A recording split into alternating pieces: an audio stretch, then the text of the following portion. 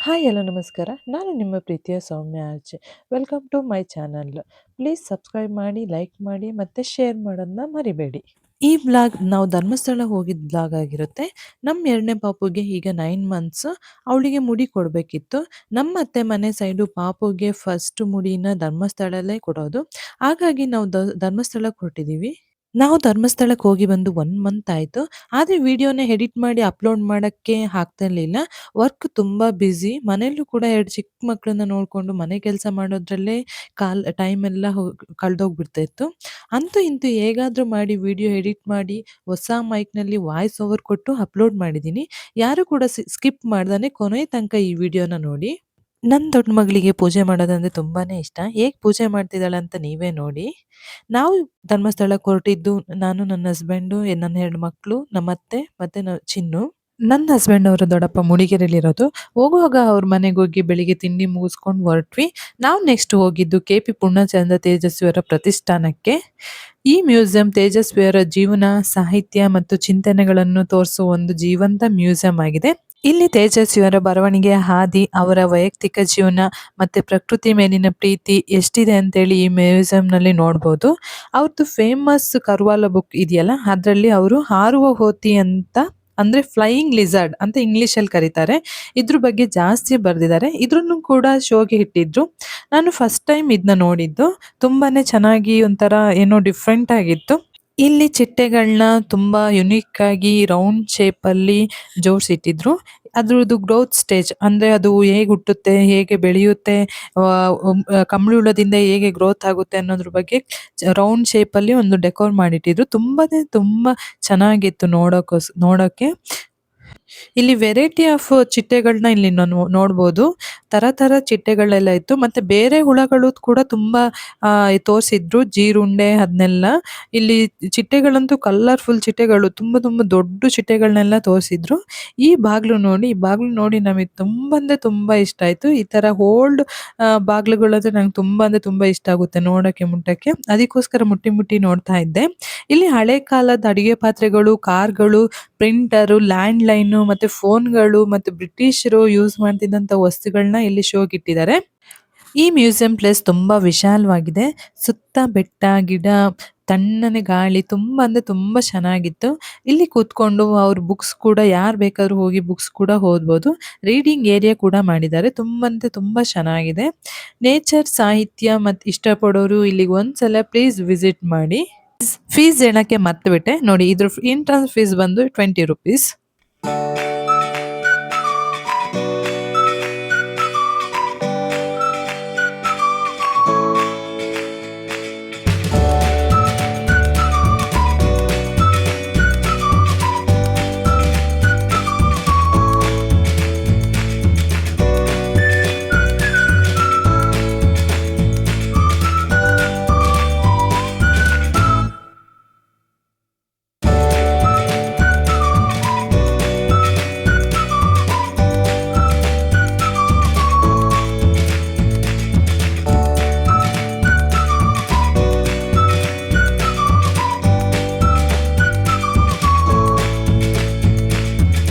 Next ಬಂದೇ ಬಿಡ್ತು ನೋಡಿ ಚಾರ್ಮಾಡಿ ಘಾಟಿ.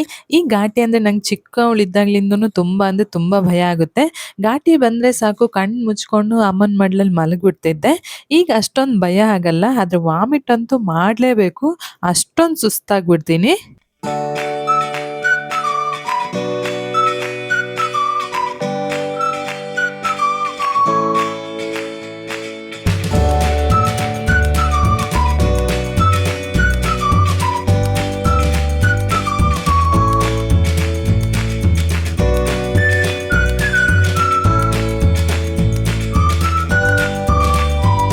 ನಾವು ಧರ್ಮಸ್ಥಳಕ್ಕೆ ಶನಿವಾರ ಮಧ್ಯಾಹ್ನ ಹೋಗಿದ್ವಿ. ಅಷ್ಟೊತ್ತಿಗೆ ಮುಡಿ ತೆಗ್ಸಕ್ಕೆ ಅಲ್ಲಿ ಕೌಂಟ್ರ್ ಬೇರೆ ಕ್ಲೋಸ್ ಆಗಿತ್ತು. ಸಂಜೆ 5 ಗಂಟೆಗೆ ಓಪನ್ ಆಗುತ್ತೆ ಅಂತ ಹೇಳಿದ್ರು. ಅದಕ್ಕೋಸ್ಕರ ಸೀದಾ ನಾವು ಅನ್ನ ಪ್ರಸಾದಕ್ಕೆ ಹೋದ್ವಿ. ಆಮೇಲೆ ಆನೆ ನೋಡು ಅಂತ ಕರ್ಕೊಂಡು ಹೋದ್ವಿ. ನನ್ನ ದೊಡ್ಡ ಮಗಳಿಗೆ ಆನೆ ನೋಡಿ ತುಂಬಾ ಹ್ಯಾಪಿ ಆದ್ಲು. ನಾವು ಶನಿವಾರ ಧರ್ಮಸ್ಥಳದಲ್ಲೇ ಸ್ಟೇ ಆದ್ವಿ. ಯಾಕೆಂದ್ರೆ ಪಾಪುಗೆ ಹಿಂದಿನ ದಿನ ಅಂದ್ರೆ ಶುಕ್ರವಾರ ಕಿವಿ ಚುಚ್ಚಿದ್ವಿ. ಅದ್ರ ಪೇನಿಗೆ ಅವಳಿಗೆ ತುಂಬಾ ಜ್ವರ ಬೇರೆ ಬಂದಿತ್ತು. ಪಾಪುಗೆ 5 ಗಂಟೆಗೆ ಮುಡಿ ತೆಗ್ಸೆಲ್ಲ ಆದ್ಮೇಲೆ ಅಲ್ಲೇ ಬಿಸಿನೀರು ಸಿಗುತ್ತೆ. ಆ ಬಿಸಿನೀರಲ್ಲಿ ಚಿಕ್ಕ ಪಾಪುಗೆ ಮಾತ್ರ ಅಲ್ಲೇ ಸ್ನಾನ ಮಾಡಿಸ್ಕೊಂಡು, ದೊಡ್ಡೋಳು ನಮ್ಮ ಅತ್ತೆ, ನಮ್ಮ ಹಸ್ಬೆಂಡ್ ಎಲ್ಲ ನೇತ್ರಾವತಿ ನದಿಗೆ ಹೋಗಿ ಸ್ನಾನ ಮಾಡ್ಕೊಂಡು ಬಂದ್ರು. ಸ್ಟೇ ಅಲ್ಲೇ ಆಗಿದ್ವಿ. ಸ್ಟೇ ನೈಟ್ ಅಂತೂ ಇಡೀ ದಿನ ಪಾಪು ಮಲಗಿಲ್ಲ. ತುಂಬಾ ಅಂದ್ರೆ ತುಂಬಾ ರಚ್ಚೆ ಮಾಡ್ತಾ ಇದ್ಲು. ಯಾಕಾದ್ರೂ ಈ ಟೈಮಲ್ಲಿ ನಾವು ಬಂದ್ವಿ ಅಂತ ಅನ್ನಿಸ್ಬಿಡ್ತು. ಅಷ್ಟೊಂದು ತೊಂದರೆ ಕೊಟ್ಬಿಟ್ಲು. ನಾವು ಪ್ಲಾನ್ ಮಾಡ್ಕೊಂಡಿದ್ದು ಶನಿವಾರ ಕೂದಲೆಲ್ಲ ಧರ್ಮಸ್ಥಳದಲ್ಲಿ ಕೂದಲೆಲ್ಲ ಮುಡಿ ಕೊಟ್ಬಿಟ್ಟು ಅವತ್ತು ಅಲ್ಲಿ ದರ್ಶನ ಮಾಡ್ಕೊಂಡು ನೆಕ್ಸ್ಟ್ ಅಲ್ಲಿ ನೈಟ್ ಸ್ಟೇ ಆಗೋದಕ್ಕೆ ಕುಕ್ಕೆ ಸುಬ್ರಹ್ಮಣ್ಯಕ್ಕೆ ಹೋಗ್ಬಿಡೋಣ ಅಂತೇಳಿ ಅನ್ಕೊಂಡಿದ್ವಿ. ಆದ್ರೆ ಪಾಪುಗೆ ಹುಷಾರಿರ್ಲಿಲ್ವಲ್ಲ, ಬೇಡ ನಾವು ಎಲ್ಲಿಗೂ ಹೋಗೋದು, ಸೀದಾ ಊರಿಗೆ ಹೋಗೋಣ ಅಂತ ಹೇಳ್ಬಿಟ್ಟು ಪ್ಲಾನ್ ಮಾಡ್ಕೊಂಡ್ವಿ. ನೆಕ್ಸ್ಟ್ ಡೇ ಮಾರ್ನಿಂಗ್ ಪಾಪುಗೆ ಜ್ವರ ಸ್ವಲ್ಪ ಕಮ್ಮಿ ಆಗಿತ್ತು. ಅದಕ್ಕೆ ನಮ್ಮ ಅತ್ತೆ ಈಗ ಹೇಗೂ ಇಲ್ಲಿ ತನಕ ಬಂದಿದ್ದೀವಿ, ಕುಕ್ಕೆ ಸುಬ್ರಹ್ಮಣ್ಯಕ್ಕೆ ಹೋಗಿ ಪಾಪುಗೆ ಅಂತ ಮಾಡಿದ್ದೊಂದು ಹರಕೆನ ತೀರಿಸ್ಕೊಂಡು ಬಂದ್ಬಿಡೋಣ, ಇನ್ನೊಂದ್ಸಲಿ ಬರೋಕ್ಕಾಗುತ್ತೋ ಇಲ್ವೋ ಅಂತ ಹೇಳಿದ್ರು.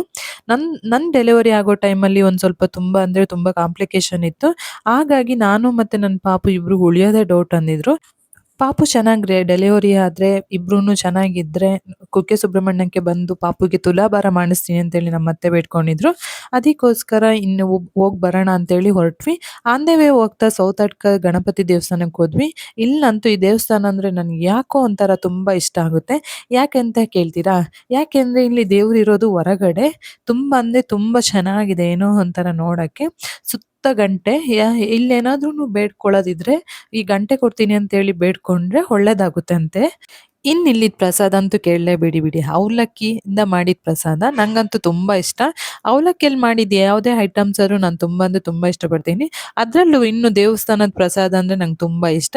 ಹಾಗೆ ಹೋಗ್ತಾ ನಾವು ಆನ್ ದ ವೇ ಪುಲ್ಜಾರ್ ಸೋಡಾ ಇದೊಂದು ಟೈಮಲ್ಲಿ ತುಂಬ ಅಂದರೆ ತುಂಬ ಫೇಮಸ್ ಆಗಿತ್ತು.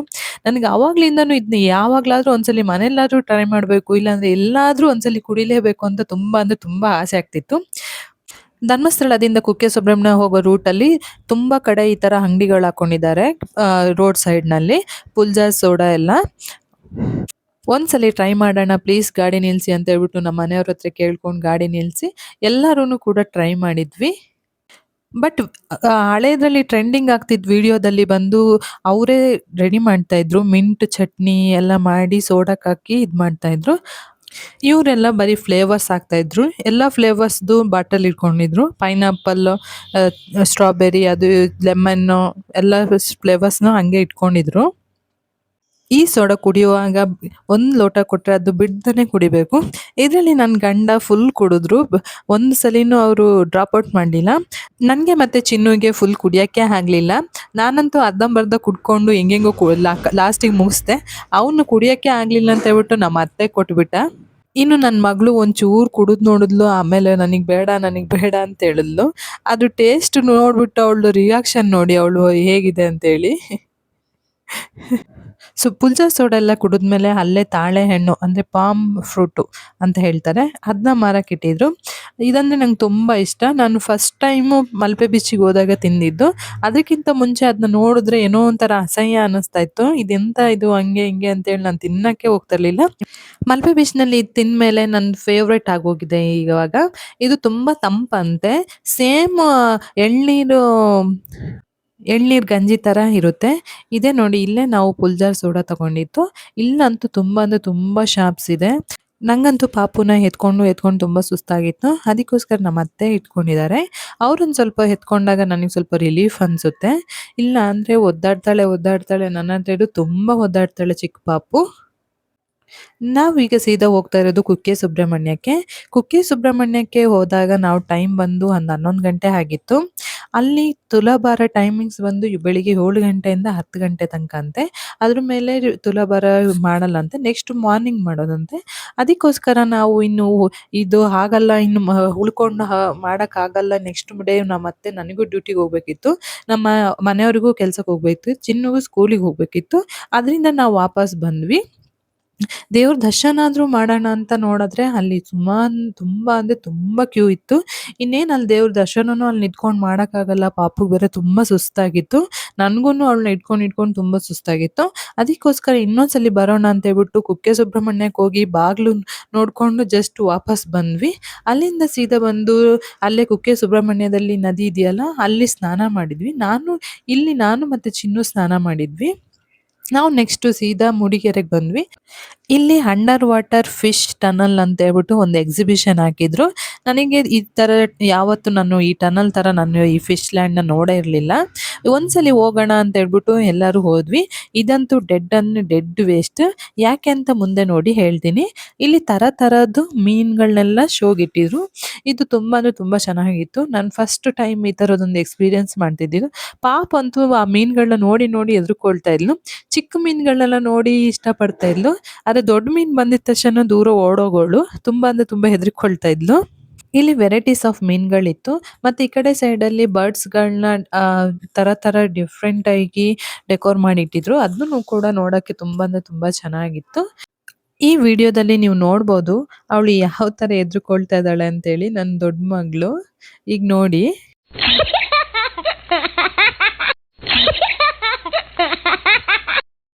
ಈ ಫಿಶ್‌ದು ಶೋ ಸ್ವಲ್ಪ ಸ್ವಲ್ಪ ದೂರ ಮಾತ್ರ.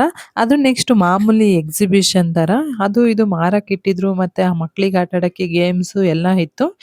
ಈ ಕಾರ್ ಗೇಮಲ್ಲಿ ಸ್ವಲ್ಪ ಹೊತ್ತು ನನ್ನ ಮಗಳು ಆಟ ಆಡಿದ್ಲು. ನೆಕ್ಸ್ಟ್ ಹೋಗಿದ್ದು ಈ ಗೇಮ್ ಮಾಡಕ್ಕೆ. ಇದು ತುಂಬಾ ಸ್ಲೋಪ್ ಇತ್ತು. ಅವಳಿಗೆ ಬೇಡ ಬೇಡ ಅಂದ್ರೂ ನಮ್ಮ ಅತ್ತೆ ಕೇಳಲಿಲ್ಲ. ಒಂದ್ಸಲಿ ಆಡ್ಲಿ ಅಂತೇಳಿ ಅವಳನ್ನ ಕಳಿಸ್ಕೊಟ್ರು.